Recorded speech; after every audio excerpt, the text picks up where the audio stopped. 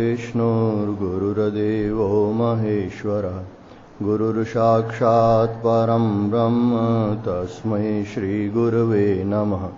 जननीं शारदां देवीं रामकृष्णं जगद्गुरुं पादपद्मे तयोः श्रित्वा प्रणमामि मुहुर्मुहुः। नमः श्रीयतिराजाय विवेकानन्दसूरये सच्चित्सुखस्वरूपाय स्वामिने तापहारिणे। शङ्करं शङ्कराचार्यं केशवं बादरायणं सूत्रभाष्यकृतौ वन्दे भगवन्तौ पुनः पुनः। ॐ विघ्नेश्वराय वरदाय सुरप्रियाय लम्बोदराय सकलाय जगद्धिताय नागाननाय श्रुतियज्ञविभूषिताय गौरीसुताय गणनाथ नमो नमस्ते।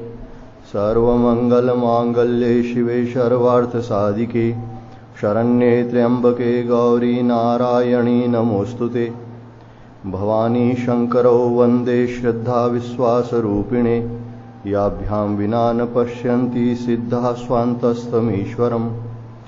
दक्षिणे लक्ष्मणो यस्य वामे च जनकात्मजा पुरतो मारुति यस्य तं वन्दे रघुनन्दनं। वसुदेवसुतं देवं कंसचाणूरमर्दनं देवकी परमानन्दं कृष्णं वन्दे जगद्गुरुं। नारायणं नमस्कृत्य नरं चैव नरोत्तमं देवीं सरस्वतीं व्यासं ततो जयमुदीरयेत्। ॐ पार्थाय प्रतिबोधतां भगवता नारायणेन स्वयं व्यासेन ग्रथितां पुराणमुनिना मध्ये महाभारतम्। अद्वैतामृतवर्षिणीं भगवतीम् अष्टादशाध्यायिनीम् अम्ब त्वामनुसन्दधामि भगवद्गीते भवद्वेषिणीम्। सर्वोपनिषदो गावो दुग्धा गोपालनन्दनः पार्थो वत्सः सुधीर्भोक्ता दुग्धं गीतामृतं महत् दुग्धं गीतामृतं महत्। ॐ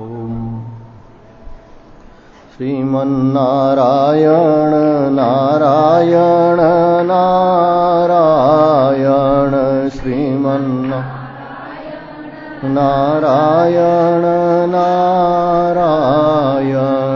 श्रीमन्नारायण नारायण नारायण श्री नारायण नारायण नारायण श्रीमन्नारायण नारायण नारायण श्रीमन्नारायण नारायण नारायण श्रीमन्नारायण नारायण नारायण श्रीमन्नारायण नारायण नारायण श्रीमन्नारायण नारायण नारायण श्रीमन्नारायण नारायण नारायण श्रीमन्नारायण नारायण नारायण श्रीमन्नारायण नारायण नारायण। बोलिए सच्चिदानंद भगवान की जय। वंदनीय संत चरणों में प्रणाम। भगवत स्वरूप समस्त भक्तगण, भगवती स्वरूपा मातृशक्ति। श्रीमद् भगवद गीता चतुर्थ अध्याय।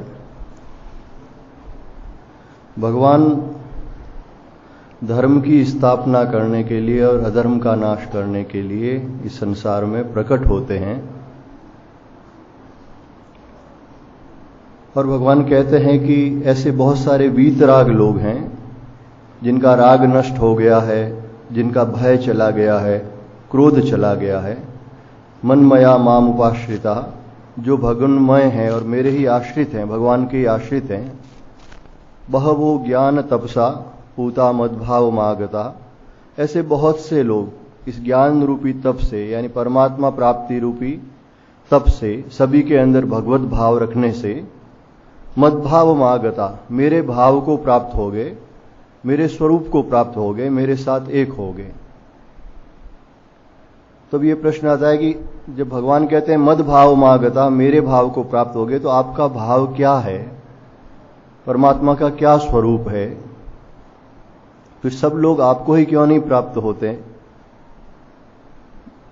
इस प्रश्न की आशंका से आगे भगवान कहते हैं, ये यथा माम प्रपद्यन्ते तांस्तथैव भजाम्यहम् मम वर्तमानुवर्तन्ते मनुष्या पार्थ सर्वशः। हे अर्जुन, जो भक्त मुझे जिस प्रकार भी भजते हैं, प्रपद्यन्ते, मेरी शरण ग्रहण करते हैं, मैं उन्हें उसी प्रकार से भजता हूं, यानी मैं उन्हें उसी प्रकार से प्राप्त होता हूं, जैसी उनकी कामना है उसके अनुरूप ही मैं उन्हें प्राप्त होता हूं, उन्हें उसी प्रकार का फल देता हूं। क्योंकि सभी मनुष्य सब प्रकार से मेरे ही मार्ग का अनुसरण करते हैं।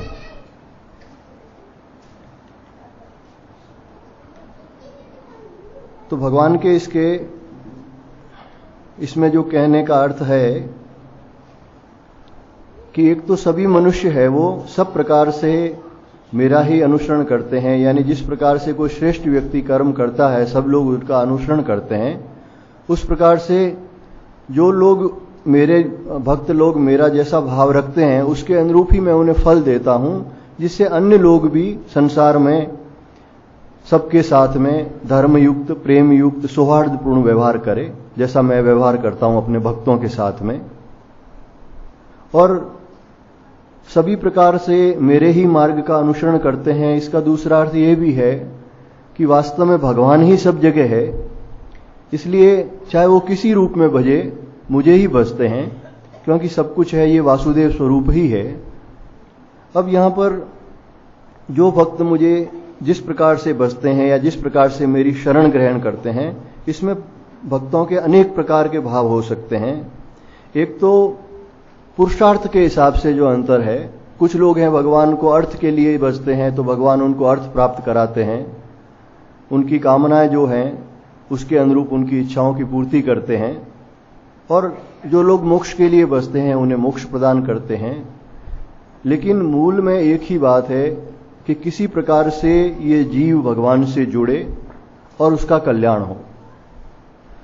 भगवान का भाव क्या है ये तो कहना अत्यंत कठिन है, क्योंकि वो अनंत भावमय है।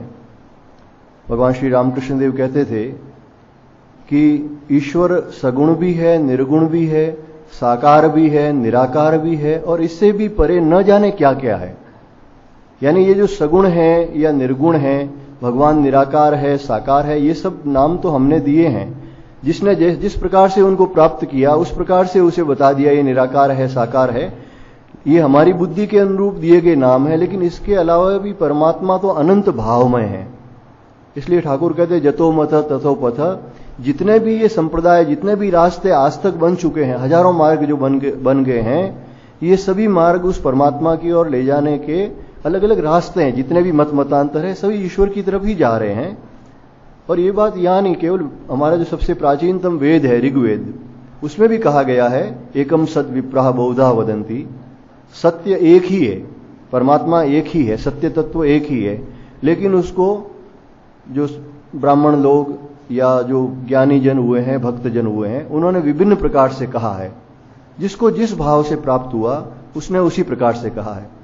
और ये देखा जाए तो ये श्लोक है वो हमारे सनातन धर्म के एक प्रमुख लक्षण की तरह है, एक रीढ़ खंभ की तरह है। ये सनातन धर्म में जो उदारता है, सभी प्रकार के, चाहे सगुण हो, निर्गुण हो, साकार हो, निराकार हो, सभी प्रकार के लोगों के लिए एक छूट है, किसी प्रकार से परमात्मा को भज सकते हैं। ये इस सनातन धर्म की विशेषता है।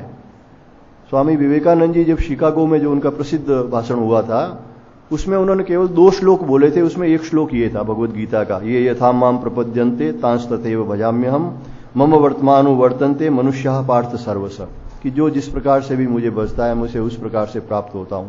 और इसी भाव का जो दूसरा श्लोक जो शाम को हम महिमन स्तोत्र पाठ करते हैं उसमें आता है, त्रयी सांख्यम योगः पशुपति मतम वैष्णवमिति प्रभिन्ने प्रस्थाने परमिदमदः पथ्यमिति च रुचीनाम वैचित्र्याद् ऋजुकुटिल नाना पथजुषाम नृणामेको गम्यस्त्वमसि पयसा मरण इव। और ये जो शाम को हम बोलते हैं कि जितने भी वेद हैं, योग है, वैष्णव मत यानी जो विष्णु भगवान रामकृष्ण को पूजने वाले हैं, पाशुपत मत यानी जो भगवान शिव के रूप को पूजने वाले हैं, ये सारे के सारे विभिन्न प्रकार के रास्ते हैं। जिस प्रकार से नदियां आड़ी तिरछी होकर भी अंततः समुद्र में ही जाती है, उसी प्रकार से ये सारे के सारे रास्ते हैं वो भगवान को ही प्राप्त होते हैं। इसी भाव को विवेकानंद जी ने वहां प्रस्तुत किया था शिकागो में, और उसी कारण वो परम प्रसिद्ध हुए थे। क्यों दूसरे जितने भी संप्रदाय थे वो ये साबित करने की कोशिश कर रहे थे कि बाकी जो धर्म के रास्ते हैं वो सब गलत है, हमारा रास्ता ही सही है। और हमारा सनातन धर्म का भाव जो विवेकानंद जी ने वहां रखा उसका यही था कि सभी रास्ते सही हैं, सब अपने अपने मार्ग पर चले, दूसरे की निंदा किए बगैर अपने रास्ते से जाएं, अंततः परमात्मा को ही प्राप्त होंगे, क्योंकि परमात्मा है वो एक ही है।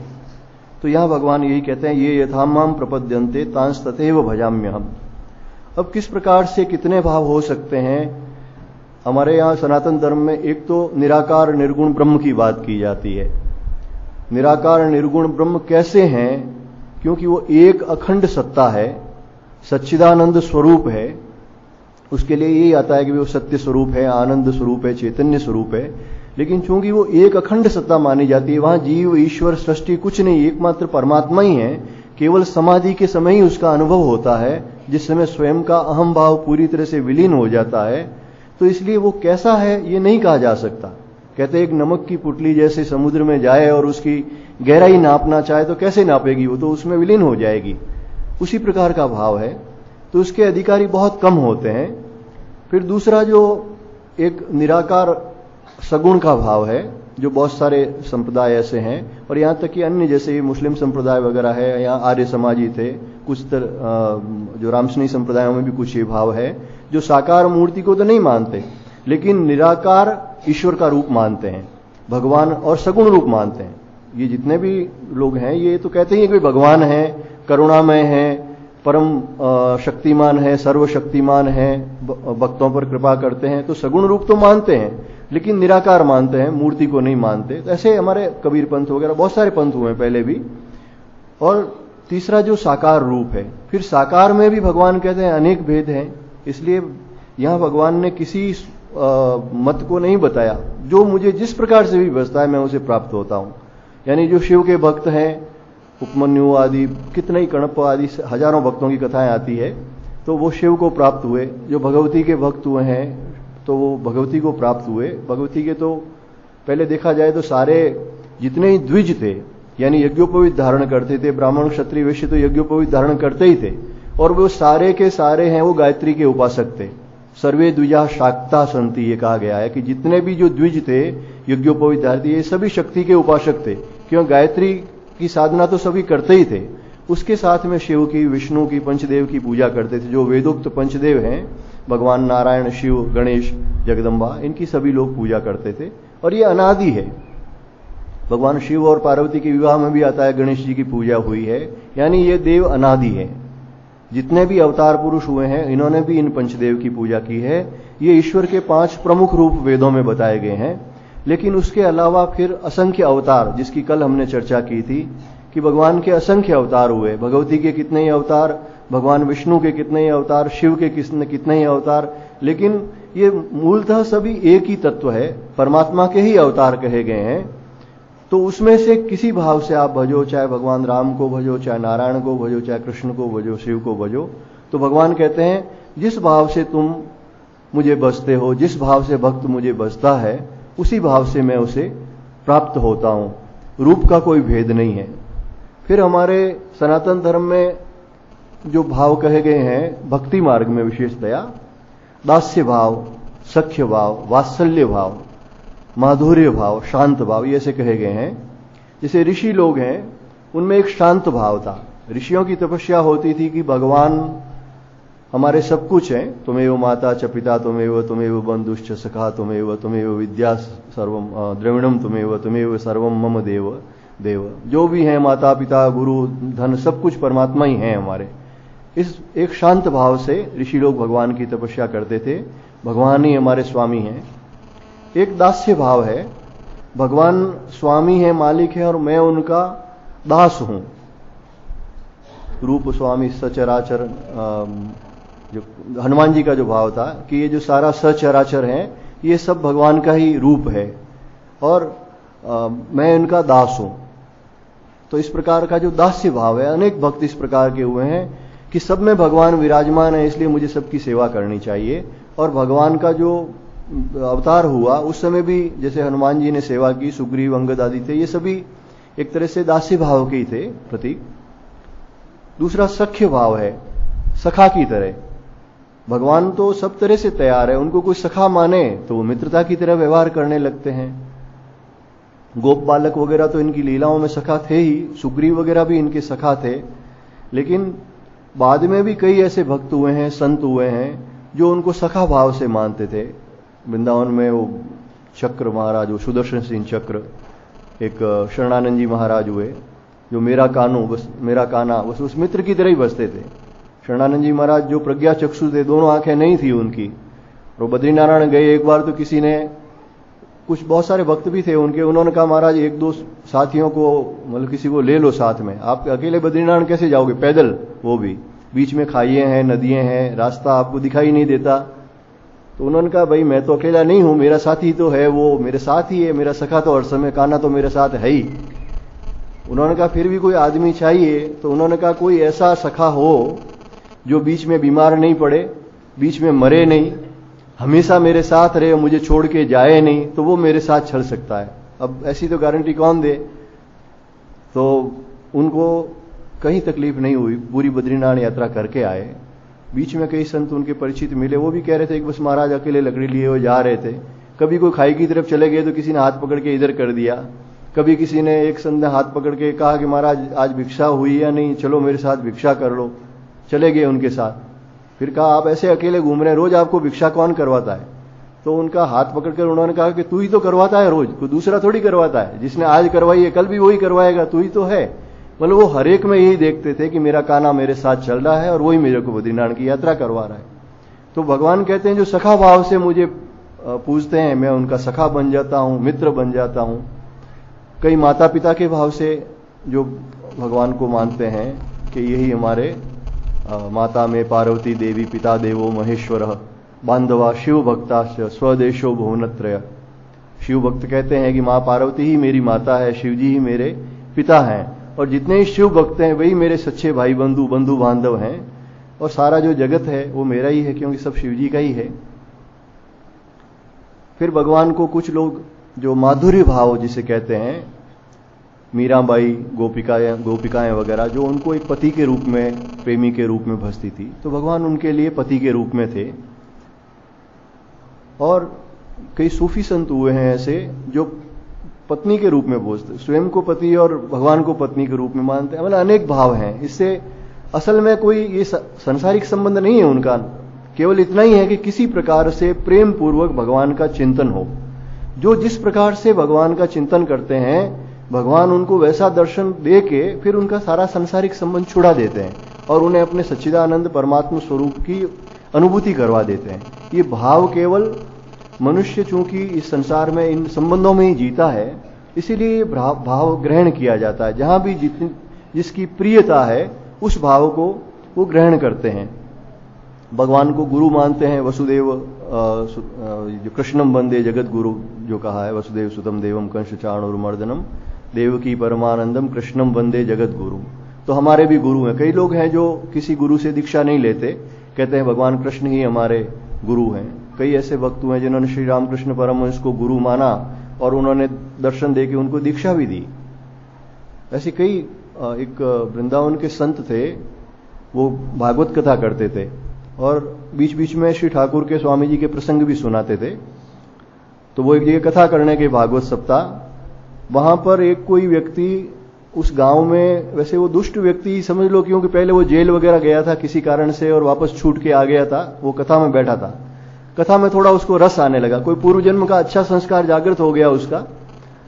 तो वो कथा सुनते सुनते एक बार उसने गुरु महिमा जो सुनी, तो उन्होंने उस महाराज को कहा कि महाराज आप मुझे मंत्र दीक्षा दो, मैं आपका शिष्य बनना चाहता हूं। महाराज ने कहा भाई मैं तो शिष्य वगैरह बनाता नहीं, और उस व्यक्ति को देखते हुए उन्होंने शिष्य नहीं बनाना ही अच्छा समझा।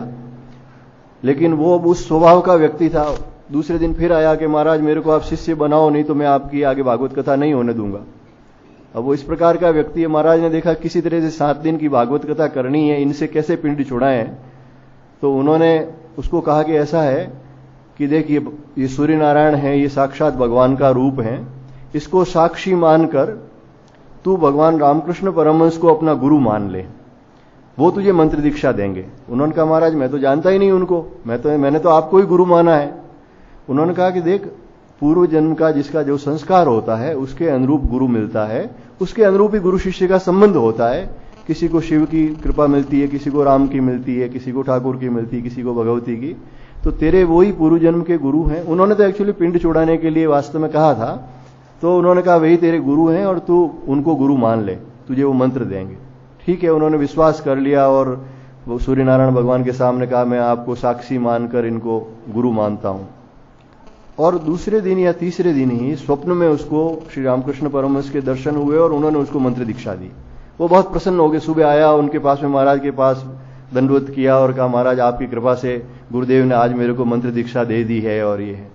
तो इसमें भगवान की तो कृपा जो है वो अनंत है।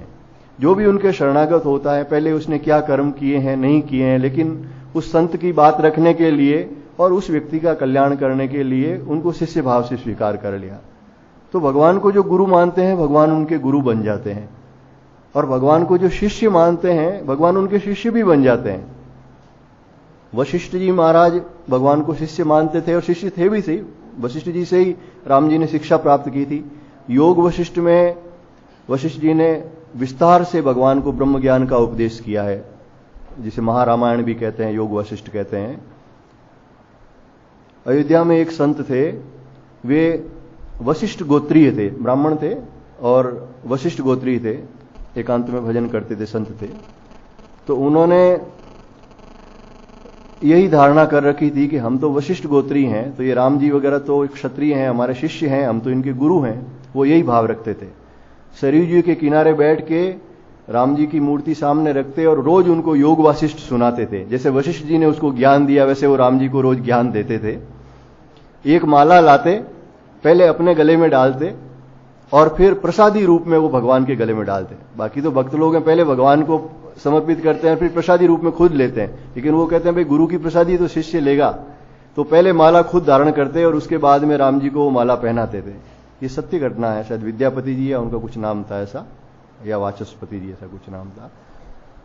अब वो कई साधुओं ने देखा तो देखा ये बड़ा विचित्र व्यक्ति है जो अपनी झूठी माला है वो भगवान को पहनाता है, और वास्तव में भाव तो इसका अच्छा लग रहा है, साधुता तो है इसमें, संत के गुण भी है, विरक्त रहता है, कभी किसी से कोई लड़ाई झगड़ा नहीं और कोई आसक्ति नहीं, वासना नहीं, भगवान का भजन तो करता है, लेकिन योग वासिष्ठ का पाठ करता है और अपनी माला भगवान को पहनाता है। तो उनको अच्छा नहीं लगा। कुछ संत एक बार इकट्ठे हुए गए उनके पास में और उन्होंने कहा कि महाराज हमारे वहाँ कनक भवन जो है अयोध्या में प्रसिद्ध भवन है, तो वहां के मंदिर में आप चलिए और राम जी के दर्शन कीजिए।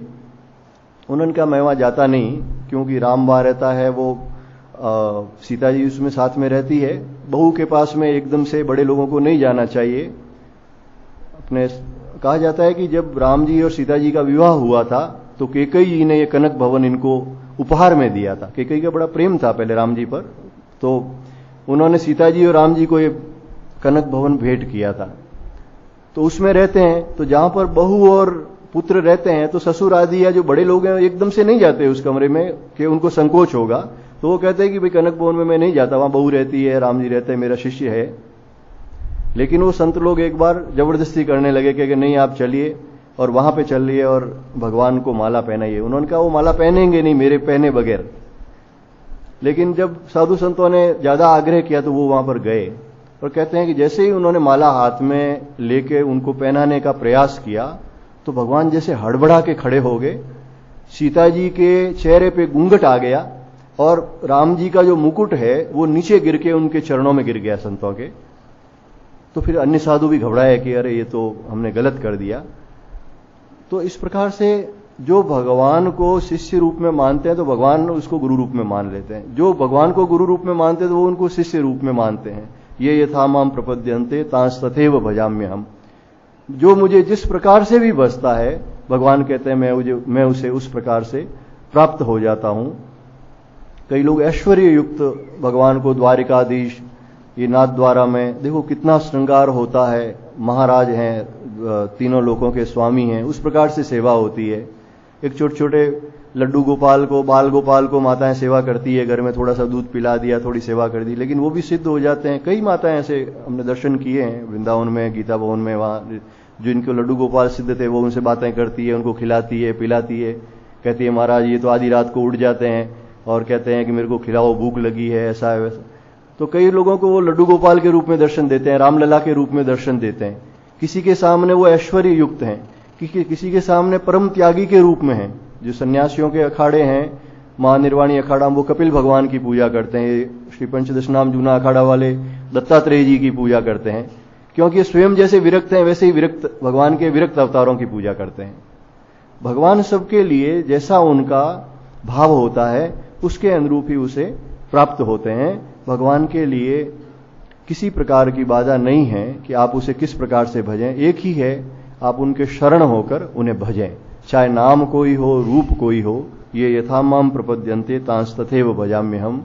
जो मुझे जिस प्रकार से भी बसता है मैं उसे उस प्रकार से ही प्राप्त हो जाता हूं। इतनी सुलभता है भगवान को भजने में, फिर भी सभी लोग भगवान को क्यों नहीं बसते?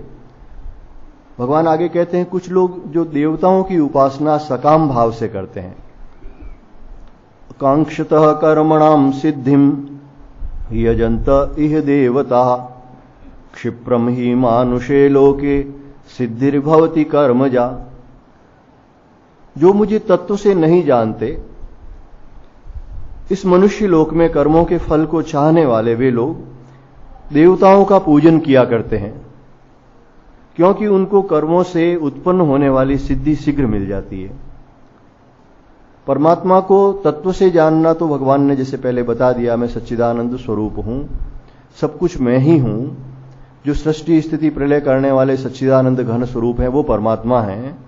लेकिन कुछ लोगों के मन में केवल कामनाओं की पूर्ति की इच्छा होती है, इसलिए भगवान के प्रति प्रेम नहीं होता उनको। जो केवल भगवान को चाहता है वो भगवान को प्राप्त करता है।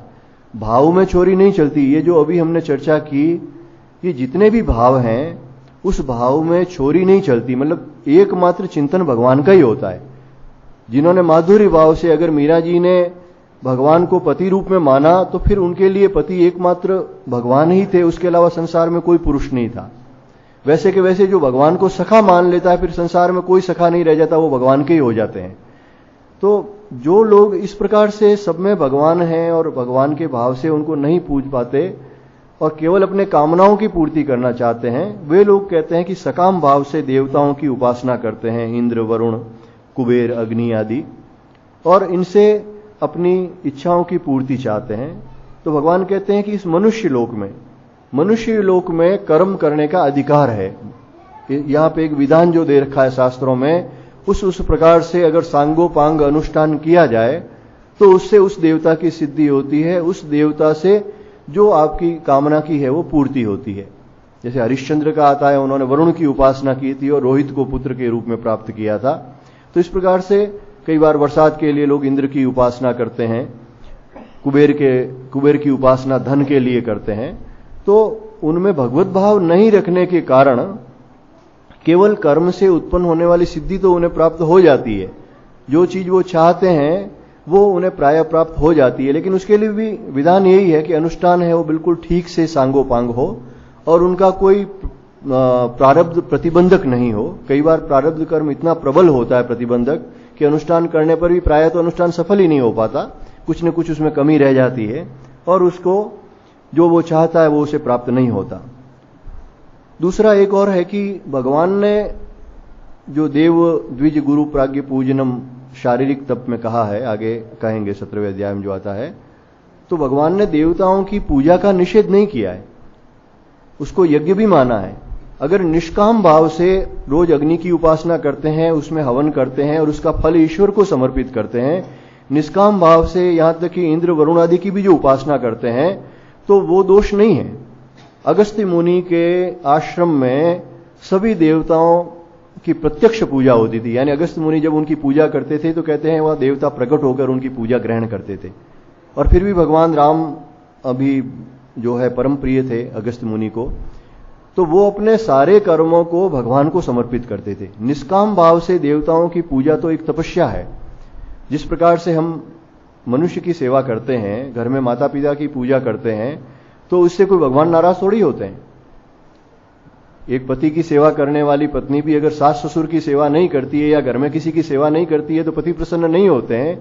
उसी प्रकार से ईश्वर की उपासना करने वाले भी जगत में किसी की सेवा करे, देवताओं की सेवा करे, पितरों की सेवा करे निष्काम भाव से, तो ईश्वर उससे प्रसन्न नहीं होते हैं। किसी की भी सेवा करने से भगवान प्रसन्न होते हैं, क्योंकि सभी की आत्मा रूप में भगवान ही विराजमान है।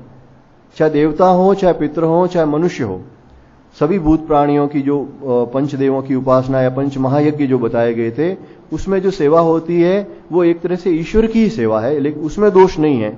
लेकिन भगवान जो यहां कह रहे हैं कि जो कर्मों से उत्पन्न होने वाली सिद्धि, यानी जो कामनाओं की पूर्ति करने के लिए देवताओं को पूजते हैं, उसकी बात कही जाती है कि वो केवल कामनाओं के लिए सेवा करते हैं, इसलिए उन्हें परमात्मा सिद्धि नहीं मिलती है। लेकिन ये कर्मज सिद्धि जिसे कहते हैं, कामना पूर्ति की सिद्धि है, वो उन्हें मिल जाती है। और अगर देव भाव से ही, उपनिषद हमारे बृहदारण्यक उपनिषद कहते हैं कि देवता एक अलग है और मैं एक अलग हूं। देवता में जब ईश्वर भाव नहीं किया जाता है तो ऐसे लोग हैं वो अंत समय में इन देवलोकों में जाते हैं।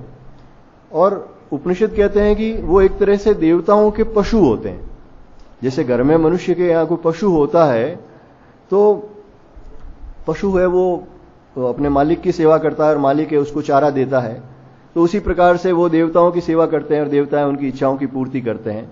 लेकिन उन्हें परम भाव, परमात्मा भाव की प्राप्ति नहीं होती है। परमात्मा परम हितैषी हैं, परम सुहृद हैं। इसलिए अगर इच्छा की पूर्ति भी करनी है और अगर आपने भगवान से इच्छा की पूर्ति की, तो पहली बात तो अगर आपके लिए कल्याणकारक होगा तो भगवान आपको देंगे। कल्याणकारक नहीं होगा, जिससे आपका अहित हो सकता है आगे, तो वो वस्तु भगवान आपको देंगे ही नहीं।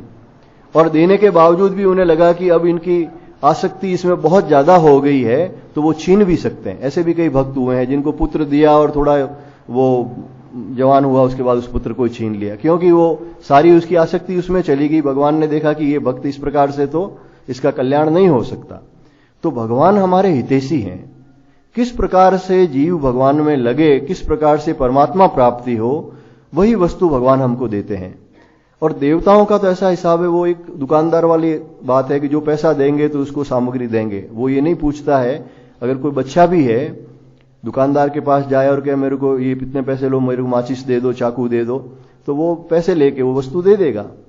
लेकिन घर में अगर माता पिता है और वो अगर मांगेगा कि मेरे को माचिस दो, चाकू दो, तो वो कहेंगे नहीं। क्या करेगा? बच्चा है, हाथ भी कट सकता है, माचिस से कुछ जला भी सकता है। तो उसके लिए क्या चीज हितकारी है वो देंगे, जो अहितकारी है तो वो नहीं देंगे। तो भगवान के भी जो भक्त हैं, उनके शरणागत हैं, उनकी कामनाएं होने पर भी जो उसके लिए हितकारी कामना है उन्हीं की पूर्ति करते हैं। लेकिन देवता लोग हैं वो कर्मज सिद्धि जो अनुष्ठान करते हैं, तो उसका फल है वो जैसा उनके अधिकार में होता है उतना फल उनको दे देते हैं। चातुर्वर्ण्यम मया सृष्टम गुण कर्म विभागशः तस्य कर्तारमपि माम विद्य कर्तारम अव्ययम। हे अर्जुन, चारों वर्णों ब्राह्मण, क्षत्रिय, वैश्य, शूद्र, इन चार वर्णों के समूह की गुण और कर्मों के विभाग पूर्वक मेरे द्वारा ही रचना की गई। इस प्रकार इस सृष्टि रचनादि का कर्ता होते हुए भी मुझ अविनाशी परमेश्वर को तू वास्तव में अकर्ता ही जान। भगवान कहते हैं कि यथार्थ में तो मैं अपने सच्चिदानंद स्वरूप से मैं कुछ नहीं करता हूं। ये सृष्टि की रचना एक स्वभाव मात्र से होती है, संकल्प मात्र से होती है। जैसे आगे 9वें अध्याय में भगवान कहते हैं मया अध्यक्षेण प्रकृति ही सूयते चराचरम। ये प्रकृति है वो सृष्टि की रचना करती है, लेकिन मेरी अध्यक्षता में यानी मेरे अनुशासन में प्रकृति है इस सृष्टि की रचना करती है। लेकिन भगवान कहते हैं कि मेरे संकल्प से इस सारी सृष्टि की रचना होती है, पालन होता है, उनके कर्मानुसार पालन होता है, सुख दुख मिलते हैं, संहार होता है, लेकिन फिर भी तू मुझे अकर्ता ही जान। मैं अकर्ता ही हूं, मैं करता कुछ नहीं हूं। क्योंकि अगर भगवान करने लगे तब तो मनुष्य कहेंगे कि जो हम पाप पुण्य कर रहे हैं उनके भी दोषी भगवान ही हैं। तो भगवान को नित्य अकर्ता ही समझो। भगवान कहते हैं कि मैं नित्य अकर्ता ही हूं। ये चारों वर्ण जो हैं ये मैंने ही रचे हैं, इस सृष्टि की रचना मैंने की है, फिर भी मैं अकर्ता हूं। और चारों वर्णों की जो रचना हुई है वो भी किसी भेदभाव से नहीं हुई है। भगवान कहते हैं गुण कर्म विभागशः, गुण और कर्मों के अनुरूप। गुण जो कहे गए हैं 3 सत्वगुण, रजोगुण और तमोगुण। हमारे शास्त्रों में आता है कि जो सत्वगुण की प्रधानता है, रजोगुण जिसमें थोड़ा कम है, तमोगुण नहीं के बराबर है, ऐसा व्यक्ति ब्राह्मण कुल में जन्म लेता है। जिसमें रजोगुण की प्रधानता है, थोड़ा सत्व है, और तमोगुण भी जिसमें बहुत कम है, वो क्षत्रिय कुल में जन्म लेता है। जो रजोगुण की प्रधानता और कुछ तमोगुण भी उसमें पर्याप्त है, सत्वगुण बहुत कम है, वो वैश्य वर्ण में जन्म लेता है। जिसमें तमोगुण की प्रधानता है, रजः और सत्व बहुत कम है, वो शूद्र वर्ण में जन्म लेता है। लेकिन जैसे उनके कर्म फल हैं, पूर्व जन्म में जैसे उन्होंने कर्म किए हैं, उसके अनुरूप ही गुणों का जो ये वृद्धि और ह्रास है वो गुणों का होता है, और उसके अनुरूप ही उन्हें कुल है, जन्म है, वो मिलता है। दूसरी बात यह है कि भगवान कहते हैं उनके जो मैंने कर्म बनाए हैं, सबके अपने अपने कर्म बनाए। चूंकि सत्व प्रदान होने का ब्राह्मणों में ज्ञान लेने का, ज्ञान देने का विधान है, यज्ञ करने का, यज्ञ कराने का विधान है। ब्राह्मण का शरीर है वो तपस्या के लिए मुख्यतया है, सांसारिक भोगों के लिए ब्राह्मण का शरीर नहीं है। और क्षत्रिय का जो शरीर है जिसमें रजोगुण की प्रधानता है, इसलिए वो शासन करने के लिए, युद्ध करने के लिए उसको भगवान वैसा ही शरीर देते हैं। सत्वगुण युक्त बुद्धि होने के कारण क्रिया शक्ति है वो ब्राह्मण में कम होती है, लेकिन तपस्या की शक्ति उसमें होती है अगर वो करे तो। और दूसरा, अगर वो ये जो वर्ण या जाति है ये तो जन्म से होती है, लेकिन आगे अगर वो अपने वर्ण के अनुरूप कर्तव्य का पालन नहीं करता है तो फिर उसका पतन भी हो सकता है। जो इस जन्म में ब्राह्मण है और अगर वो ठीक से कर्म नहीं करता है, धन का लोभ अधिक है तो आगे वैश्य वर्ण में भी जन्म ले सकता है। अगर उसमें दुष्टता अधिक है तो आगे क्षुद्र वर्ण में भी जन्म ले सकता है। और वैश्य वर्ण में जो है उसमें धन का लोभ अधिक होता है, इसलिए उसे कृषि व्यापार है, कृषि है, गोरक्ष पालन है, ये कर्म करने के लिए भगवान ने विधान किया है। और जो मजदूर वर्ग है जिसमें तमोगुण की प्रधानता है, सात्विक बुद्धि कम है, ऐसे लोगों को सेवा कार्य करने के लिए कहा गया है। जो शूद्र वर्ण का मतलब ये है कि जो मजदूर वर्ग है जिसमें बुद्धि की प्रधानता नहीं होती लेकिन शारीरिक बल जिनमें पर्याप्त होता है, तो उन्हें सेवा कर्म करने के लिए कहा गया है। अब समय के साथ में सतयुग से त्रेता, द्वापर, कलयुग आते आते इसमें बहुत सारी वर्ण संकरता आ गई। इसका कारण एक तो ये है कि जैसे सतयुग में ये होता था कि ब्राह्मण में विवाह करते थे, क्षत्रिय में विवाह करते थे। इस प्रकार का एक वर्ण व्यवस्था में संकरता नहीं आई थी, ऐसी मिलावट नहीं थी। फिर ब्राह्मण वगैरह ये लोग वेदाध्ययन करते थे, तपस्या करते थे, लेकिन बाद में वर्ण संकरता बढ़ती गई। कई बार तो जबरदस्ती कुछ राजाओं ने किसी के साथ विवाह कर लिया। फिर स्वेच्छा से भी लोगों में पाप प्रवृत्ति, भोग प्रवृत्ति बढ़ती गई। शिक्षा में भी वर्ण संकरता आ गई। जिनको नहीं पढ़ना चाहिए उन्होंने वेदाध्ययन किया, और जो जिनको पढ़ना चाहिए वो वेदाध्ययन नहीं करते हैं। जिनको संध्या वंदन करनी चाहिए वो संध्या वंदन नहीं करते हैं, और जिनको नहीं करना चाहिए वो गायत्री जप कर रहे हैं। तो इस प्रकार से ये वर्ण संकरता आके अब ऐसा नहीं रह गया। कई बार समाज में हम देखते हैं कि हर वर्ण में ऐसे होते हैं जो कि निम्न वर्ण में होते हुए भी उनमें ब्राह्मणोचित गुण होते हैं, और कई ऐसे होते हैं जो उच्च वर्ण में होते हुए भी उनमें निम्न गुण होते हैं। लेकिन अभी भी कहीं न कहीं इस वर्णाश्रम में जो इन गुणों की प्रधानता देखी गई है, और इसका कारण भगवान कहते हैं कि उनके पूर्व जन्म के कर्म ही हैं। पूर्व जन्म के कर्मों के अनुरूप जन्म मिलता है और वैसा ही उनको कर्तव्य मिलता है। लेकिन परमात्मा प्राप्ति में सभी लोग स्वतंत्र हैं, चाहे किसी वर्ण का हो, किसी जाति का हो, भगवान का भजन करने के लिए स्वतंत्र है। पर इतनी बात जरूर है कि जैसे कुल में जन्म होगा, जैसे उसके संस्कार होंगे, उस प्रकार की उसको प्रेरणा साधन भजन में मिलेगी। या कई ऐसे कुल भी हो सकते हैं जहां पर बिल्कुल साधन भजन की प्रेरणा नहीं होती, जैसा नहीं आहार करना चाहिए वैसा आहार करते हैं, चोरी झूठ कपट ऐसा करते हैं। और कहीं कहीं अधिक अनुकूलता होती है, कहीं प्रतिकूलता भी होती है। तो ये पूर्व जन्म के कर्म के अनुरूप और गुणों के अनुरूप भगवान कहते हैं मैंने इस सृष्टि को और चारों वर्णों को रचा है, लेकिन इस सृष्टि की रचना करने के बावजूद भी तू मुझे अकर्ता ही समझ, यानी मैं कुछ भी करता नहीं हूं। ये संकल्प मात्र से जीवों के कर्मानुसार स्वभाव अनुसार ये प्रकृति संसार की सृष्टि करती है। न माम कर्माणि लिम्पन्ति न मे कर्म फले स्पृहा इति माम यो विजानाति कर्मभिर्न स बध्यते। कर्मों के फल में मेरी स्पृहा नहीं है, यानी कहीं सूक्ष्म इच्छा भी नहीं है। भगवान कहते हैं मेरे किसी कर्म फल की कोई इच्छा नहीं है और मुझे कर्म लिप्त नहीं करते, क्योंकि मेरी कहीं आसक्ति नहीं है। भगवान के लिए तो सभी संतान एक समान है, उनके लिए कोई ऊंचा नीचा छोटा बड़ा कुछ नहीं है, केवल कर्मानुसार उनको सुविधा या जो जन्म आदि दिया गया है। जो मुझे तत्व से ऐसा जान लेते हैं वह भी कर्मों से नहीं बंधते। यानी जिस प्रकार से परमात्मा में फलाकांक्षा नहीं है, फल की इच्छा नहीं है, भोक्तृत्व बुद्धि नहीं है कि मुझे इस कर्म का ये फल मिले, ये भोग करूं मैं, और जो कुछ भी वो कर्म करते हैं, क्रिया करते हैं जिसे कह सकते हैं, वो उनकी लीला मात्र है, क्योंकि उनकी प्रत्येक लीला प्रत्येक क्रिया वो जगत के हित में होती है, जीवों के कल्याण के लिए होती है। जो भगवान कहते हैं मुझे इस प्रकार से तत्व से जान लेता है वह भी कर्मों से नहीं बंधता।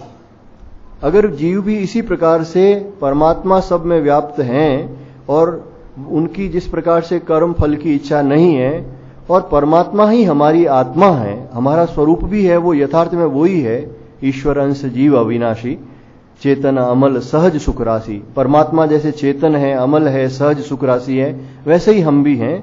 तो हम भी अगर फल की आकांक्षा नहीं करें और ये कर्तृत्व बुद्धि मैं करता हूं इसको छोड़ दें, भगवान ने जैसे तीसरे अध्याय में कहा अहंकार विमूढ़ात्मा कर्ता हम इति मन्यते। ये अहंकार से मूढ़ हुआ, विमूढ़ हुआ, विशेष प्रकार से मूढ़ जो है व्यक्ति, ये अपने को अहंकार वश कहता है कि मैं करता हूं। यथार्थ में तो इस प्रकृति में कर्मानुसार शरीर के द्वारा मन के द्वारा क्रिया हो रही है और आप जो हैं वो ईश्वर के अंश हैं, नित्य मुक्त हैं। तो इस प्रकार का कि जो व्यक्ति भाव रखता है, मेरे को तत्व से जानकर स्वयं को भी हमेशा अकर्ता समझता है और फल आकांक्षा से रहित होकर, आसक्ति से रहित होकर कर्म करता है, भगवान कहते हैं वो भी कर्मों से नहीं बंधता। जैसे मैं बंधा हुआ नहीं हूं वैसे ही वो भी नहीं बंधता, जैसे मैं नित्य मुक्त हूं वैसे ही वो भी नित्य मुक्त ही है। एवं ज्ञात्वा कृतं कर्म पूर्वेरपि मुमुक्षुभिः कुरु कर्मेव तस्मात् त्वं पूर्वे पूर्वतरं कृतम्। पूर्व काल के मुमुक्षुओं ने भी इस प्रकार जानकर ही कर्म किए हैं, इसलिए तू भी पूर्वजों द्वारा सदा से किए जाने वाले कर्मों को ही कर। भगवान अनेक प्रकार से, देखो आप इसी बात को पिछले 2 अध्याय में तू कर्म कर, सत्कर्म कर, इस बात को अनेक प्रकार से कह रहे हैं। ये कहते हैं कि पूर्व काल के मुमुक्षुओं ने, मुमुक्षु कहते हैं जिसमें मोक्ष की इच्छा है, जो साधक है जिसमें मुक्ति की इच्छा है वो मुमुक्षु है। तो कहते हैं पूर्व काल में भी बहुत सारे मुमुक्षु हुए हैं जिन्होंने इसी प्रकार से कर्म किया है, जैसे मैंने बताया आसक्ति फल रहित होकर, कर्तृत्व अभिमान से रहित होकर। इसलिए तू भी इसी प्रकार से कर्म कर जैसे तेरे पूर्वजों ने किया है। पूर्वे पूर्वतरम कृतम, यानी पूर्व में जिन लोगों ने कर्म किए हैं ऐसे ही पूर्वजों के समान तू भी कर्म कर, सदा से किए जाने वाले कर्मों को कर। यानी पहले भी साधकों के 2 ही कर्तव्य होते थे, चित्त शुद्धि, परमात्मा की प्राप्ति। तो जो साधक होते थे वो कर्म निष्काम भाव से इसलिए करते थे कि हमारे चित्त की शुद्धि हो, और जो सिद्ध हैं जिनको परमात्मा प्राप्ति हो चुकी है, जिनके लिए कोई कर्तव्य नहीं है, कर्म करना अनिवार्य नहीं है, वे भी इसीलिए कर्म करते थे कि लोग इसको देखकर कर्म करें, लोगों को सत्कर्म करने की प्रेरणा मिले, तो वो लोक संग्रह के लिए कर्म करते थे। किम कर्म किम अकर्मेति कवयोप्यत्र मोहिता तत्ते कर्म प्रवक्ष्यामि यज्ञात्वा मोक्षसे शुभात्। अब भगवान कहते हैं ये कर्म क्या है और अकर्म क्या है। इस प्रकार इसका निर्णय करने में बुद्धिमान पुरुष भी है वो मोहित हो जाते हैं। इसलिए कर्म का तत्व मैं तुझे भली भांति समझा कर कहूंगा, जिसे जानकर तू अशुभ से अर्थात कर्म बंधन से मुक्त हो जाएगा। अशुभ है वो जन्म मरण ही है, जन्म मरण ही अशुभ है, और इस जन्म मरण से मुक्त होकर नित्य शुद्ध शुभ पुण्य स्वरूपा सत्व स्वरूपा परमात्मा में सच्चिदानंद में स्थिति है, वही परम शुभ है। तो भगवान कहते हैं इस अशुभ से तू मुक्त हो जाएगा जब तू इस कर्म तत्व को भली भांति समझ लेगा। तो अभी तक भगवान ने बताया किस प्रकार से कर्म करना चाहिए, लेकिन भगवान कहते हैं ये कर्म और अकर्म जो ये दो चीज हैं, ये केवल जो सामान्य व्यक्तियों की धारणा है उस प्रकार से नहीं है। जैसे सामान्य व्यक्ति सोचता है कि कोई शरीर से, मन से, बुद्धि से जो भी क्रिया होती है उसे हम कर्म कहते हैं कि ये कर्म कर रहा है, और जब कोई कर्म को छोड़ के चुपचाप बैठा हुआ है तो ये कहते हैं ये अकर्मी है, ये अकर्मी है, इसने कर्म का त्याग कर दिया है। पर भगवान कहते हैं केवल इतना ही नहीं है, कर्म क्या है और अकर्म क्या है बुद्धिमान व्यक्ति भी इसमें मोहित हो जाते हैं। शास्त्र के अनुकूल कर्म का तत्व क्या है ये मैं तुझे भली भांति समझा कर कहूंगा। तो भगवान आगे कहते हैं कर्मणोयपि बोधव्यम बोधव्यम च विकर्मणः अकर्मणश्च बोधव्यम गहना कर्मणो गति। कर्म का स्वरूप भी जानना चाहिए और अकर्म का स्वरूप भी जानना चाहिए तथा विकर्म का स्वरूप भी जानना चाहिए, क्योंकि कर्म की गति गहन है। गहना कर्मणो गति। एक तो कर्म क्या है भगवान कहते हैं एक तो उसे जानना चाहिए। जो शास्त्र अनुकूल कर्तव्य कर्म है वो कर्म है, और जो सउद्देश्य किया जाता है, जो कर्म की परिभाषा जो व्याकरण में वगैरह देते हैं, कर्तरि ईप्सित तमः कर्म, कर्ता का जो प्रमुख उद्देश्य होता है वो कर्म कहलाता है। उसमें जो आनुषंगिक क्रियाएं होती वो नहीं होती। जैसे कोई व्यक्ति खेती कर रहा है तो हम कहते हैं खेती कृषि रूपी कर्म कर रहा है। अब उसमें और छोटे मोटे कई कर्म हो सकते हैं, बाड़ बना रहा है, कुछ घास उखाड़ रहा है, लेकिन वो कृषि कर्म ही कहा जाता है। यहां जैसे सत्संग हो रहा है तो सत्संग कर्म है, लेकिन इस सत्संग के साथ में बहुत सारे जो छोटे छोटे काम हैं, कई प्रकार की व्यवस्थाएं हैं, वो सभी एक ही कर्म सत्संग कहा जाएगा। तो जो प्रमुख उद्देश्य है वो ही कर्म है। तो शास्त्र ये कहते हैं कि मनुष्य के लिए ही ये कर्म की व्यवस्था है, मनुष्य ही कर्म योनि है और सभी तो भोग योनियां हैं, और मनुष्य योनि का जो प्रमुख उद्देश्य है वो परमात्मा प्राप्ति है। इसलिए कर्म वही है जो परमात्मा के निमित्त किया जाता है। जिसे पहले सत्कर्म यज्ञार्थ कर्म कहा गया, निष्काम कर्म कहा गया, वो ही कर्म है, वो कर्म है। कर्म का मूल स्वरूप है वो सत्कर्म ही है। शास्त्र के अनुकूल कर्म जो किया जाता है वो ही निष्काम भाव से शास्त्र के अनुकूल कर्म जो किया जाता है वही कर्म है। और अकर्म क्या है कि जो सच्ची निवृत्ति है, मन से जब सभी प्रकार की वासनाओं का त्याग होकर ये संसार एक माया रूप है, जैसे मरुस्थल में जल दिखाई देता है उसी प्रकार एक ही सच्चिदानंद ब्रह्म में ये संसार दिखाई देता है, पर यथार्थ में इसमें सुख नहीं है, ये मायावत है, स्वप्नवत है। एकमात्र सच्चिदानंद परमात्मा ही सत्य है। इस प्रकार का जिसे ध्यान होता है, जो सन्यासी या परम त्यागी पुरुष इस प्रकार सभी में ब्रह्म भाव करते हुए इस संसार के सुखों से जो विरक्त हो जाते हैं, वही यथार्थ में अकर्मी है। अगर कोई कर्म का त्याग मन में इच्छाएं वासनाएं रखते हुए करता है, या कर्म का त्याग इसलिए करता है कि इससे मेरे को मान मिलेगा, बड़ाई मिलेगी, या इसके कारण मेरे और धन संग्रह कर लूंगा, और भीतर अगर वासनाएं हैं तो वो अकर्म नहीं है। ऊपर से क्रिया का त्याग तो हो गया, लेकिन भीतर ही भीतर उसे कर्म होता जा रहा है, इसलिए वो अकर्म नहीं है। जो सच्ची निवृत्ति है, कामना रहित निवृत्ति है, वही है वो अकर्म है। और जो शास्त्र अनुकूल भगवत प्रीत्यर्थ जो कर्म है वही कर्म है। और विकर्म जो है जिसे निषिद्ध कर्म कहा गया है, विकर्म यानी निषिद्ध कर्म, जितने भी तरह के, एक तो पाप कर्म जो हम लोग जानते हैं, चाहे किसी भी प्रकार का झूठ है, चोरी है, हत्या है, व्यभिचार है, या जो भी पाप कर्म स्वरूप से ही निषिद्ध कर्म है। और दूसरे जो पर धर्म है, जो जिसका धर्म नहीं है और वो उस धर्म का पालन कर रहा है। जैसे अर्जुन ने कहा था कि मैं भिक्षा मांगकर भोजन करूंगा, तो उसने युद्ध को विकर्म समझा। उसने सोचा कि युद्ध के अनुसार हिंसा हो रही है तो ये पाप कर्म है, विकर्म है।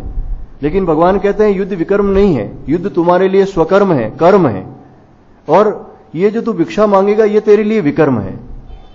तो कर्म और विकर्म में भगवान इसीलिए कह रहे हैं कि बुद्धिमान पुरुष भी है वो मोहित हो जाते हैं, इसलिए इनके तत्व को जानना चाहिए। तो जो निषिद्ध कर्म है एक तो स्वरूप से वो विकर्म है, उनका तो त्याग होना ही चाहिए पूरी तरह से। और जो परधर्म है वो भी विकर्म है। कर्म की गति बहुत गहन है, भगवान यहां जो कहते हैं ये बड़ा विस्तृत विषय है, क्योंकि कई कर्म है वो हमारे सामने धर्म के रूप में आते हैं, लेकिन वो वास्तव में विकर्म बन जाते हैं। जैसे दूसरे का धर्म भी इन्होंने धर्म समझा अर्जुन ने, उसी प्रकार से जैसे एक लोग भजन करते हैं, मान लो कीर्तन करते हैं, हमारे शास्त्रों में, भक्ति शास्त्रों में ऐसा भी आता है कि जो भगवान के लिए कीर्तन करते हैं, भगवान के सामने आनंद में नाचते हैं, रोते हैं, हंसते हैं, वो परमात्मा को बहुत प्रिय हैं, परमात्मा वहां प्रकट हो जाते हैं। ऐसी भी हमने बातें सुनी, ये सब शास्त्रों में है।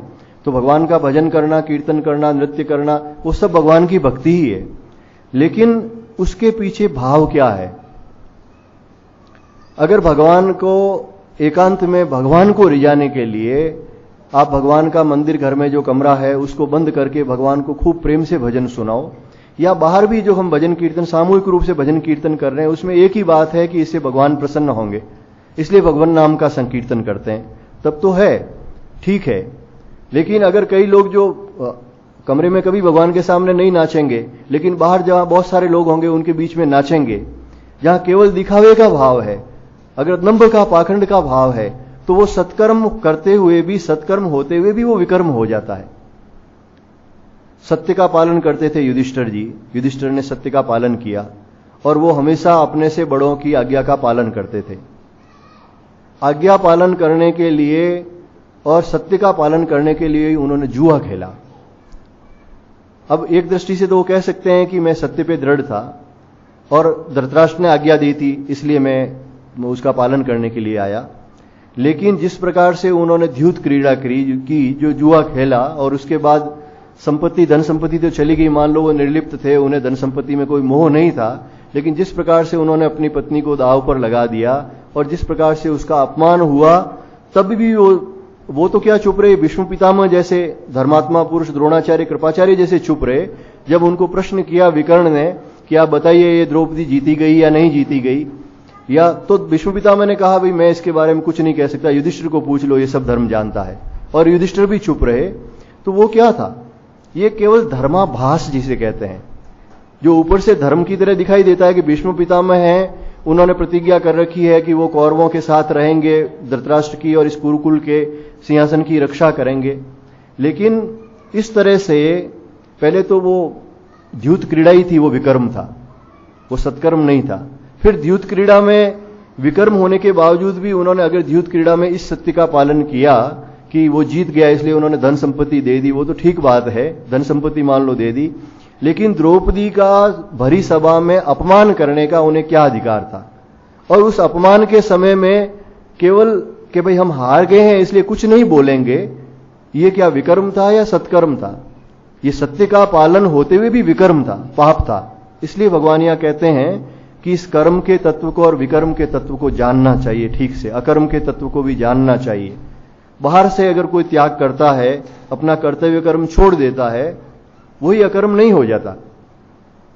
श्रीमद् भागवत में जो गज ग्राह की कथा आती है, आपने उसमें देखा होगा, जो गज को ग्राह पकड़ लेते हैं, उनको मारते हैं, तो वो गज कौन था जिसने भगवान विष्णु की स्तुति की? फिर कहते हैं पूर्व जन्म में राजा था, शायद इंद्रद्युम्न ऐसा कुछ नाम आता है, तो वो राजा थे। और वो महाराजा जब भी उनकी इच्छा होती थी राजपाट छोड़ के जंगल में चले जाते थे, एकांत में बैठ के भजन भगवान का चिंतन करूंगा। एक बार अगस्त ऋषि वहां से गए, वो चुपचाप बैठे थे, न उन्होंने को प्रणाम वगैरह कुछ नहीं किया। अब अगस्त ऋषि, दुर्वासा ऋषि, ये तो क्या है कि भगवान के हाथ के एक यंत्र हैं, जो भी धर्म के प्रतिकूल चलता है उनको दंड देने के लिए वो तैयार रहते हैं। लेकिन जहां भी ये लोग पहुंचते हैं उस जीव का कल्याण हो जाता है, ये निश्चित बात है।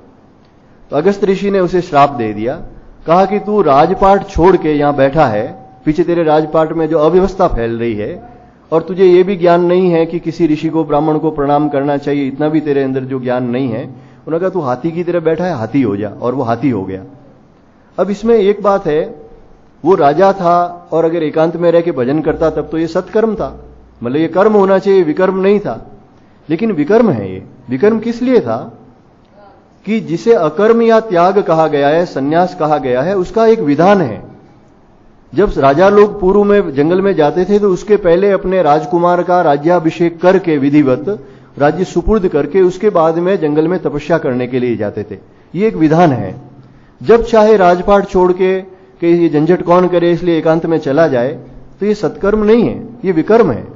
अगर मान लो एक सरकारी नौकरी में लगा हुआ है, उसको वेतन मिल रहा है, अध्यापक है, और स्कूल में जाके वो कहता है ये बच्चों को पढ़ाना क्या है, ये तो सब माया है, मैं अकेले बैठ के माला जप करूंगा, तो क्या ये सत्कर्म है? उसको तनख्वाह तो बच्चों को पढ़ाने के लिए मिल रही है। भजन करना तो सत्कर्म है, लेकिन जिस प्रकार से वो भजन कर रहा है वो विकर्म है, उस समय उसके लिए विकर्म है। तो भगवान कहते हैं इस कर्म को भी ठीक से जानना चाहिए, अकर्म को भी जानना चाहिए और विकर्म को भी जानना चाहिए, क्योंकि कर्म की गति है वो बहुत गहन है। कर्म की गति गहन में एक और चीज आती है कि ये जो कर्म है ये कब आपको फल देगा, किस प्रकार से फल देगा, ये भी कहना अत्यंत कठिन है। कई जो सत्पुरुष हैं इस जीवन में कष्ट पाते हुए देखे जाते हैं और कई दुष्ट लोग हैं वो आनंद करते हुए देखे जाते हैं। ऐसा प्रश्न बहुत से लोग करते हैं, साधुओं के पास प्राय लोग कहते हैं महाराज धर्म में कुछ नहीं है, देखो वो अमुक व्यक्ति है ऐसा सच्चा आदमी है और दुख देख रहा है, वो अमुक व्यक्ति है वो ऐसा दुष्ट है फिर भी आनंद कर रहा है, ये सब मूर्खता की बातें और कुछ नहीं है। यथार्थ में कर्म की गति जो गहन है, ये भगवान ने बात कही है। ये शरीर जो बनता है ये बहुत कुछ प्रारब्ध के अधीन होता है। प्रारब्ध पहले रचा पीछे रचा शरीर, जो हजारों जन्म के हमारे मनुष्य जन्म के जो संचित कर्म होते हैं, उन संचित कर्मों का जो कर्म फल परिपक्व हो गया है, उस परिपक्व हुए फल से ये शरीर बनता है। इसलिए इस शरीर में जो भी हमारी आयु है, जो सुख दुख है, रिश्तेदार हैं, वो प्रायः प्रारब्ध के द्वारा निर्धारित होते हैं। लेकिन हम नया कर्म जो करते हैं, क्रियमाण कर्म करते हैं, जो अभी नया कर्म करेंगे, वो अलग भी हो सकता है उससे, लेकिन हमारे सामने जो सुख दुख या अनुकूल प्रतिकूल परिस्थिति आती है वो प्रारब्ध के कारण आती है। हो सकता है जो अब सुखी है वो पूर्व जन्म के उसके सत्कर्म का फल हो, और जो अभी दुष्ट कर्म कर रहा है उसका फल उसे इस जन्म में कुछ वर्ष बाद मिल सकता है। और ये जो क्रियमाण कर्म होते हैं उसके भी फल का ऐसा नहीं है कि इसी समय मिल जाता है, कुछ फल इस समय मिलता है, कुछ वर्ष बाद मिलता है, कुछ आगामी जन्म में भी मिलता है। जैसे अगर कोई व्यक्ति किसी को गाली दे और अगला व्यक्ति वापस उसको गाली दे दे या थप्पड़ मार दे, तो ये कर्म हुआ और कर्म का फल भी मिल गया, तुरंत हो गया। कुछ कर्म ऐसे होते हैं जो मान लो अभी कोई मनुष्य अपने माता पिता की सेवा नहीं कर रहा है, कष्ट पा रहा है, और उसके थोड़े समय बाद देखते हैं कि जब उनके घर वो वृद्ध हो जाता है तो उसके बेटे भी उसकी सेवा नहीं करते हैं, तो वो कुछ साल बाद उस कर्म का फल आ जाता है। और कई कर्म फल ऐसे होते हैं जो अनेक जन्मों तक चलते हैं। कहते हैं अगर किसी ने किसी को विष दे दिया है तो वो 7 जन्म तक अंधा होता है। अब कोई बच्चा जन्म लेता है और जन्म से ही अंधा होता है, तो लोग कहते हैं भगवान ने इसके साथ कितना बड़ा अन्याय किया, बेचारा जन्म से ही अंधा है, ये तो ईश्वर का स्वरूप है, अंधा कैसे हो गया। लेकिन पूर्व जन्म का इसका क्या कर्म है ये हम नहीं जानते, लेकिन भगवान तो सबके कर्म को जानते हैं। तो कर्म क्या है, अकर्म क्या है, विकर्म क्या है, इस कर्म की गति बहुत ही गहन है, इसलिए इनको ठीक से जानना चाहिए। मूलतः जो 3 तरह के कर्म कहे गए हैं हमारे शास्त्रों में, संचित कर्म, प्रारब्ध कर्म और क्रियमाण कर्म। संचित कर्म तो वो हैं जो हमारे अनेक जन्मों के मनुष्य योनि में किए हुए कर्म हैं, क्योंकि अन्य पशु पक्षी योनियों की तो भोग योनियां हैं। वो कर्म है वो हमारे संचित होते हैं। भगवान शंकराचार्य कहते थे कि जैसे आपके पीछे एक तर्कस है वो बाणों से भरा हुआ है, वो संचित कर्म की तरह है। अगर ज्ञान से, भक्ति से, कर्म से, किसी भी प्रकार से आप परमात्मा की प्राप्ति कर लेते हो, कर्मयोग का पहले वर्णन आया, अब ज्ञान योग का भी वर्णन आएगा, भक्ति का भी आएगा, किसी प्रकार से परमात्मा की प्राप्ति हो जाती है तो सारे के सारे संचित कर्म नष्ट हो जाते हैं। वो क्या तर्कस है वो ऐसे कैसे जैसे उतार के किसी ने रख दिया। और प्रारब्ध कर्म है वो छूटा हुआ बाण है, उसको नहीं रोक सकते। जो बाण छूट गया है वो तो अब आगे कहीं न कहीं जाकर लगेगा ही। तो इस शरीर में जो प्रारब्ध भोगना है वो छूटे हुए बाण की तरह है। पूर्व जन्म का जो कर्म फल हमारे लिए तय हो गया है उसी प्रकार से हमको जन्म और सुख दुख मिल रहे हैं, ये छूटा हुआ बाण है, इसको आप नहीं रोक सकते। इसमें इतना ही है कि आप अपने विवेक का प्रयोग करते हुए सुख में दुख में सम रह सकते हैं कि ये जो भी मुझे मिल रहा है सुख दुख, ये मेरे ही कर्म का फल है, मुझे किसी से शिकायत करने की आवश्यकता नहीं है। भगवान जो कर रहे हैं मेरे लिए मेरे कर्म फल के अनुरूप ही विधान कर रहे हैं, ये ठीक है। और उसे जो समभाव से सहन करता है वो मुक्त हो जाता है।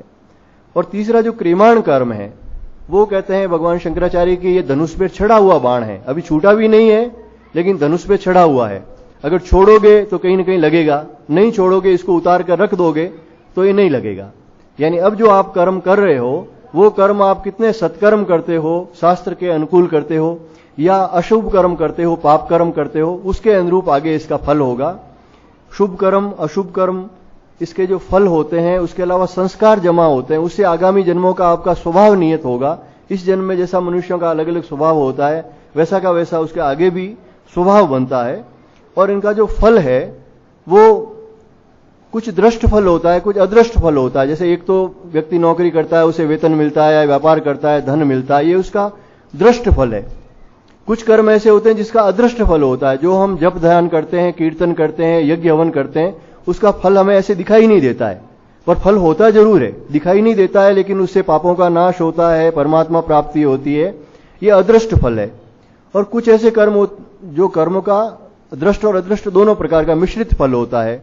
यानी जिस भाव से हम उस कर्म को करते हैं, तो जिस भाव से हम उस कर्म को करते हैं, मान लो एक अध्यापक बच्चे को पढ़ा रहा है, तो दृष्ट फल तो उसे वेतन मिलेगा ही, लेकिन वो किस भाव से उस बच्चे को पढ़ा रहा है, उस भाव से अगर वो उसको परमात्मा भाव से पूरी मेहनत करके करते हुए पूर्वक पढ़ा रहा है और उसमें भगवत भाव रखता है, तो उसका अदृष्ट फल बहुत अच्छा होता है। केवल तनख्वाह मिल रही है इसलिए किसी तरह से कर्तव्य पूर्ति करनी है, तो उसका अदृष्ट फल उतना अच्छा नहीं होता। दृष्ट फल, वेतन तो सबको एक समान मिलेगा, लेकिन उसका अदृष्ट फल अच्छा नहीं होगा। यानी उसके आगामी जो गति है वो उतनी अच्छी गति नहीं होगी। और जो व्यक्ति बिल्कुल ही कर्म नहीं करता है, तो फिर वो तो विकर्म है। तनख्वाह लेके भी कर्म नहीं करेगा तो वो पाप कर्म कर रहा है, विकर्म कर रहा है। तो भगवान ये कहते हैं, कर्म को भी जानना चाहिए, अकर्म को भी जानना चाहिए, विकर्म को भी जानना चाहिए, क्योंकि इस कर्म की गति है वो बहुत गहन है। और इस कर्म की गति को गहन देखते हुए कि अनेक जन्म इसके कारण हो सकते हैं, हमें यही प्रयास करना चाहिए कि निष्काम भाव से कर्म करें, सत्कर्म करें और भगवान का भजन करें, जिससे कि इस कर्म बंधन से मुक्त हो जाएं, बार बार आना जाना नहीं पड़े और उस परम सच्चिदानंदमय जो परमानंदमय परमात्मा है उसके साथ हम एक होकर रहें। इससे आगे की चर्चा आगामी सत्संग। गोविंद हरे गोपाल हरे गो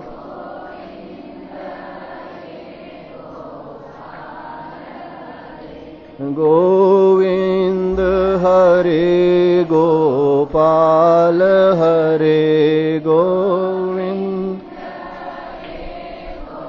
पाल हरे। जय जय प्रभु दीन दयाल हरे, जय जय प्रभु दीन दयाल हरे। गोविंद हरे गोपाल हरे गोविंद हरे गोपाल हरे। जय जय प्रभु दीन दयाल हरे, जय जय प्रभु दीन दयाल हरे।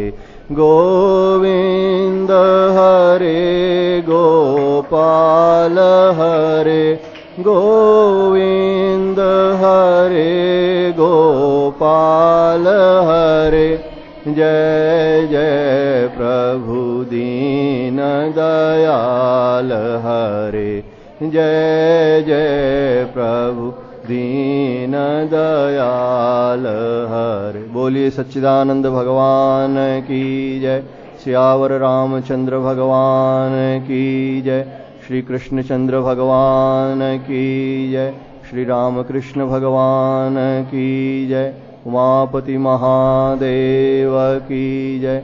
सब संत महात्माओं की जय। नमः पार्वती पतये हर हर हर महादेव। काशी विश्वनाथ की। ओम शांति शांति।